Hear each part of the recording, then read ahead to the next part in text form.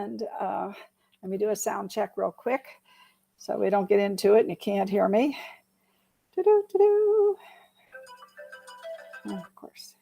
Okay, let's go. Here we go, everybody. Happy Monday. It's another day in paradise. Can you hear me?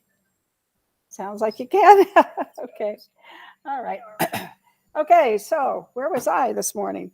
So we went to Southern Hills Hospital. John is having his pre-op because if anybody doesn't know it, John had deep brain surgery in 2018 at the Cleveland Clinic. And what they do is they put electrodes in your head and they run wires back to the part of your brain that generates dopamine. And if you know anything about Parkinson's, that's what makes people shake, is the dopamine doesn't get released. So he had that done in 2018, exactly 3 years ago, come October. And his battery, because they run a wire down here and he has a battery right here. So that battery generates, the energy that turns this and does this. And so anyway, the battery started to drain. Well, because he doesn't shake, but all of a sudden his one hand started shaking, and we immediately went to the Lou Ruvo Center here, which is excellent. And they said, oh, your battery's draining. So the interesting thing is you control this with an iPod. So it was funny because they said today, don't forget to bring the iPod because they have to do the new program into the iPod for that battery. Anyway, amazing technology today. And most people that, there's a lot of people that get Parkinson's. John's had it for 15 years, actually. And it didn't really start bothering him till about 3 or 4 years ago. That's why we decided to take the big step and do the brain surgery. And after much research, and we went to several doctors, the thing that people, and I said, why don't more people have this done? Well, the reason is because people think that they're putting all this stuff inside your brain when they're not. They're sitting these things on top of your skull here. Now, and then they run the wire, and I think there's one little poke that goes into your brain, as I understand it. Now, I could be wrong on that, but I'm pretty sure he's got a poke in his brain. But that hits that little dopamine center. Anyway. I probably should find that out.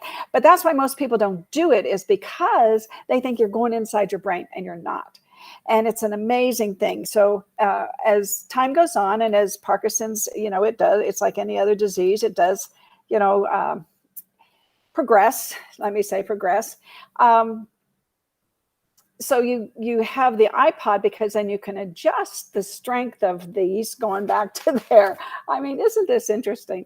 I find it to be interesting. And my husband is such a trooper. Thank God he had that done. My lighting's off today because everything kind of got haywire this weekend. Anyway, so I may not have a Wednesday show, or I may have Kane do it and Jimmy do it. We'll see. But anyway, for today, it's just little me, and we're talking about inventory going down, down, down. And I was, over the weekend, I did some research and followed some people that I follow. And they were saying that the market's really slowing down. Well, okay, so the stats, the numbers speak for themselves. We're now at 132 average daily sales. So I'm not so sure about if the market is slowing down. I know it's slower, right? So I guess it's semantics to some degree. But what we need is more listings. And if anything's slowing the market down, it's that we don't have enough listings, everybody. I don't think it's because people don't want to buy. And like I pointed out to you, the under $1 million properties are still median price of $400,000. So we haven't really priced the first-time home buyers. We priced some of them out of the market, but not many. And the interest rates are still hanging under 3%. So, excuse me. So I think that we're still really, we're really right on. The $1 million homes are still going at 4 a day. That just doesn't change. It stays constant. We sell to, we list to, we sell to, we list to. And again, it might not be as, people might not think it's as fast as it was, but I do the stats and there they are. And so here we go. We're leaning toward we've got like 10 more days in the month, so which includes a weekend. So we'll see what happens. And I just want to remind everybody that if you need ethics class, if you need your triennial, you can take our ethics class today from 2 to 5 at 8400 West Sahara or Zoom. Go to bee.vegas. It's a calendar. You go down to the 20th, click on the button, and get yourself signed up. It's not too late, just so you know, because the class is 2 to 5. Good morning. Good morning. I love my Facebook users. Good morning, everybody. Yes.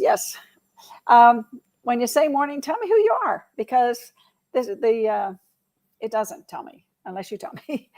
For some reason, I don't know. I think it's how some people have your Facebook set up. Might be a privacy setting or something. I haven't delved into that. So anyway, so we're having a class from 2 to 5 today. When we have it in the afternoon, you get happy hours. So it's not all bad. And happy hours usually cheese and meats and snacks and chips and wine and colas, so just because we can't have lunch is over and we don't want to ruin your dinner. Anyway, I'm so excited today. It's going to be a great month, the rest of this month, and the rest of the year I think is going to be fabulous. I really feel that we just need more listings. We need more listings. You are the controller of that job, so you need to get more listings for us. Before we get into Instagram, I'm going to see. Oh, hi, Karen. No, I can't see you. Good to see you, my dear. Good to see you. And thank you for the invitation. I think, we had some issues and we couldn't make it, but we will get over there. John is having another surgery in October. So it'll probably be maybe November before we get there, but just managing expectations, right? Jimmy Day says all hurt comes from violated expectations. So I certainly don't want to violate those expectations. And I love the invitation. Thank you so much. Anyway, on we go. I'm going to put this down. There is a gentleman by the name of Jared Brock. Okay. Jared Brock. He's on Medium. Medium is a blog platform. If you go and look up this article, I might have posted it already. If I didn't, I will. Anyway, I laugh at myself because sometimes I do things and I don't know what I'm doing. Do you ever have that? You will someday. You'll say, I remember Ruth. She used to do that too. Anyway, this says the real estate bubble won't pop. It says housing pricing has radically changed. Now, if you listen to my show on Saturday, Bobby Martins had a technical difficulty, so he didn't come on to talk about the California market, but I'm going to have him on next Saturday, and I'm going to try to he's from San Diego, and I got Steve, who might come from, he's from Hermosa Beach, the Los Angeles area, very different markets, very different activities going on in both those cities. So I'm going to try to get both of them on, so it'll be a good show. But anyway, so what Max and I talked about is this particular article that this gentleman wrote. And he says, I don't have it memorized. He says, housing prices are currently at an all-time high, but we are not in a real estate bubble. Now, you all know that. We know that. He says, what we're in is a pricing paradigm shift. And I think that that's exactly what we're in. We are in a paradigm pricing shift. Okay. He said, here's the old paradigm. A house's price is the maximum amount that an area's average local buyer can afford to mortgage over 25 years to 40 years. But wages have flatlined and purchasing parity is the same as in 1978. The only rational explanation for this price explosion is a giant debt bubble, right? Wrong. He's a good writer. I like him. So here's the new paradigm. The new paradigm. Hey, Annetta, good morning. Good morning. I can't wait to see you. Are you home? The new paradigm. A house's value is now the maximum amount of annual rental income that can be extracted from it by a global investor, multiplied by maximal institutional leverage.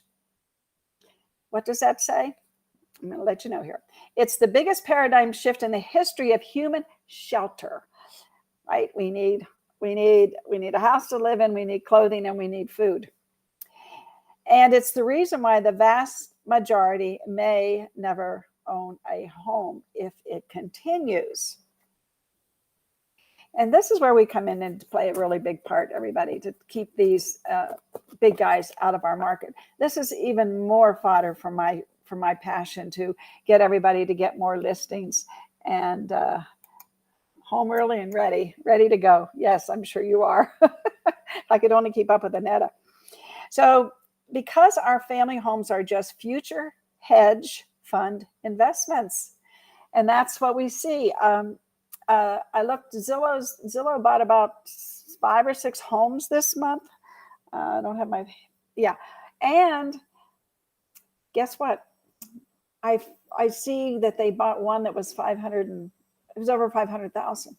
I haven't seen many of those. So Zillow's getting into that market now. Interesting. Why are they doing it? Well, our family homes are just future hedge fund investments. So if we don't want the big guys to come and overprice the homes, put renters in them, make us all become renters, we have to continue to be the personal relationship people with our farms. I'm a farmer. You got to be a farmer, and don't let this happen. In fact, and this is a pretty long, detailed article, and I had John read it. I've read it a couple times. There's a video on it, and I am trying to figure out how we can tell our homeowners, the future people that are going to list their homes to sell, hopefully, to other homeowners, not investors. That's 30% of our market right now. They're selling 43 homes a day, as you see in the stats.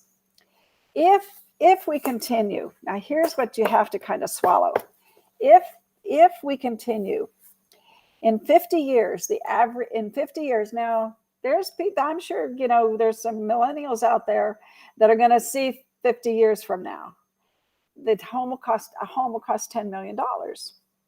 So you think that's impossible? No, not really. There might be more real estate price crashes, but there'll be bigger versions of 2008. We don't think so. Buying opportunities, that would be a buying opportunity for the hyper elites because they will come in and swoop up homes. So we don't, of course, want that to happen, and we don't think it's going to happen. But there'll be temporary price drops, but overall prices will continue to go up for 9 reasons. And I'm going to quickly read these to you. Poppy, I'm going to read them to you, and then we'll discuss them because I want to do some Instagram today. So I'll take just a couple minutes. Population is growing. We'll get into that in detail. People are moving to cities. Yes, they are. More people are living alone. Multiple house ownership, right? Second homes, people have an investment property. Housing construction isn't keeping up. To that point, Toll Brothers, I believe it is just got a loan or a grant to build 7,500 affordable homes. That's a good thing, I hope. And then that's number 5. Number 6, building costs are soaring amidst material shortages. Lumber, paint, concrete, glass, labor, land, they're all rising. Number 7, inflation will continue. It's almost certain to be 10% per year, almost certain right now. Now things can change that. So that's one of those things that can alter this. And then when you allow speculation and investment in residential real estate, you end up where other capitalist sectors end up, with a handful of monopolists, they call them, owning all the assets in the industry. We don't want that to happen. That's the Zillows. Open Door has bought a slew of homes this month, more than Zillow, actually. If you study history, you see with steel, it was Carnegie. Steel was Carnegie. Railroads was Vanderbilt. Oil was Rockefeller. Banking was J.P. Morgan. Online retail, Jeff Bezos. Luxury goods, Bernard Arnault. Web search on Google plus YouTube's Larry Page, and surgery, Brit, and so on. So there are monopolists taking over different industries in today's world as well. And they're not going to stop until they're stopped. Number 9, outrageous leverage. So there's a privileged class of investors. A privileged class of investors are allowed to utilize the Fed and private banking system to print nearly infinite quantities of money via leverage and use that money to outbid first-time home buyers who had to work hard for years to earn their money. And that's a quote by gentleman Troop Vaughn. I don't know him. I'll have to look him up though. So this is where things get really ugly. Once these monopolies form, they utilize the power of financialization to drop an economic atomic bomb on their competition. So that is number 9, and that goes deep. In fact, I just read the first 4 pages of all these other pages. So it goes pretty deep into how all this could potentially happen. But I can tell you, if you all do your job, it won't happen. And that's that. It will happen to some degree. Oh, and the other thing is, can you imagine the millennial that buys a house today or buys a house, and in 50 years, the value of that house, in 50 years, the value of that house is $10 million. Can you imagine the tax on that? That's $100,000 or $200,000 if the taxes go up. Now, I was talking to a very astute member of our judicial system here yesterday, and he told me he believes there is a cap. There is a cap on our local taxes, property taxes. Now, things can always change, but I will look that up as well, because this is very intriguing to me, very intriguing to me. And this just gives me more and more passion to fight my battle, and that's to get you all to farm and get listings, build relationships. So let's go on to Instagram, because we're going to run out of daylight here. Okay, so let's see. What do I want to show you first? Let's do this. Okay, so my friend Katie Lance. So this is basically what she has said. Make your bio pop. Those are my words. She says it a little differently, but your bio is super important. People see it first, so make it look fabulous. So and I took this quote from Katie. This is Katie's favorite secret tip. Open up your mobile device and open up the Notes app. So if you're on an iOS or an iPhone or a notepad, if you're on an Android, type out your bio in list form, listing your job title, where you work, any hobbies or interests. List them in a list. Now, type out your Instagram bio in list form inside the Notes or notepad. As you type it out, use emojis to make your list stand out. So your bio should include your job title and your brokerage, city or area you serve, something personal about what you're passionate about. Now select all the text, copy it, open up the Instagram and click edit profile and paste, and voila, you have a beautiful bio. And so I'm going to show you mine. There's mine. This is for Agent Formula. So what I did, see how I did my list, and then I went and I put my emojis so that it pops, right? See how it pops? I'm going to show you a couple other ones. And you can see down here, I have my link tree. Now, yeah, anyway, so this is Agent Formula. This is not, but yours, I'm going to show you some real estate agents. So hang on, everybody. Hang with me. I'm going somewhere, right? As they say. Okay, here's my dear friend, my dear friend. I love her. Love Michelle. Michelle she is from Boca Raton, Florida. And she is all about Boca. And she has only done 576 posts, but she's got 9,360 followers.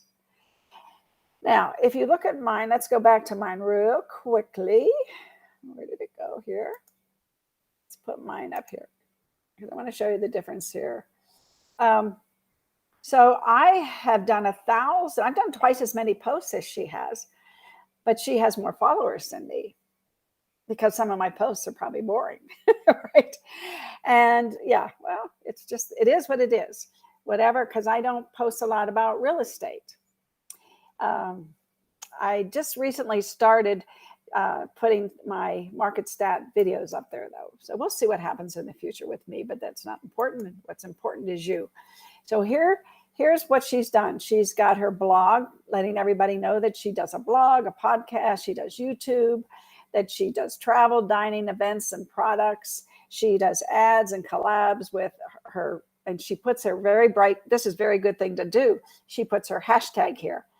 And hashtags, once people know, then they'll just put it up there and they'll see right away what you're talking about today. So this is really, really a smart idea.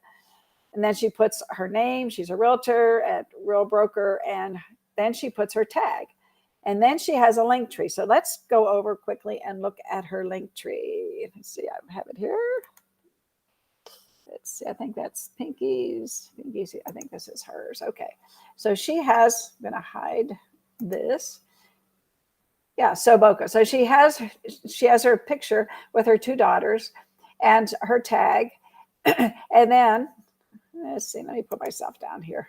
Okay, good. So you can see that she has a new listing. So if you click on there, you can go and see her new listing. That's a brilliant idea, everybody.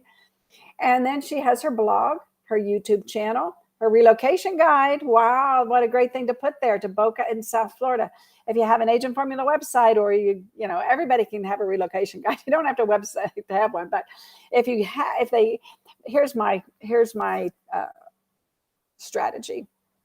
If you have an Agent Formula website, and I hope you all do, you can put the address behind there. You can put the address of where they click on they click and it goes to your website where they download the relocation guide. And of course, to do that, guess what? They have to give you their email address. Now you know they're interested in moving to Las Vegas. Huge. Everything that we did with Agent Formula is strategic. Okay, brand collaborations. I'm not real sure what that is, but I might go back because she's added some things. She has an Amazon store, so she's got some Boca products that she's selling on Amazon and getting a few bucks for it, because you don't make much money depending on the price of the product, but she's at least, again, getting some following. And then 10 plus things to do in Boca. Move to Boca. Great. And that hopefully goes to her website and she captures their information and then, again, downloads it. Facebook group. She's got a South Florida Connect group. And she's then again, she has her merchandise that she's selling. She has a podcast.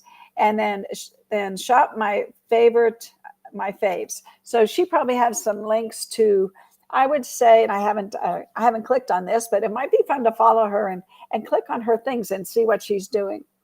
And yes, okay, that's her as a realtor. Now we're going to look at Pinky. Pinky. Pinky came to our training center and she's done video how to use InShot. And it was really a good class. And then she did an Instagram class a couple years ago too. Pinky's a salty gal. And I never knew what that word meant until I met Pinky, actually. Now, Pinky has done twice as many posts as Michelle. She has 7,000 followers. And she is so interesting. We'll get into what these are this week. But look at this. She's under 300,000 in Naples. And she's in Naples, Florida. Michelle's on the other side of Florida, Boca Raton. This is Pinky and her husband. And this is Pinky. God only knows what she's doing there. But, I'm sure if you go to her site, she'll tell you. And Pinky also has, let's hide this. She also has a link tree, not quite as verbose as Michelle's, but she has her tag. And then HOA fees, what you need to know, 5 things to know when buying a home in Naples. Search for homes in Southwest Florida. Fantastic. So this is where, if you have an Agent Formula website, you'd put the link to your search page. And then they would go and if they would search, and then if they want to say properties, or they see they want to do the market watch, whatever. Anyway, this is a way to get traffic to your website. People say, well, I don't get any leads. Well, if you're not getting any leads, it's because you're not doing anything, right? You've got to be, people have to know. They can't see what you don't show them. You know what Rocky says. If you want to get people's attention, you got to show them. And then she has a podcast interview with the CEO, Adam Contos. Now, Pinky, he's no longer the CEO, so you need to replace that, perhaps, the previous CEO. I have to give her a shout out today. And I'm sure this is Pinky. Pinky and her husband, Pinky, let's see, I've known Pinky 4 or 5 years. She was still getting over the death of her son, her 2.5-year-old son.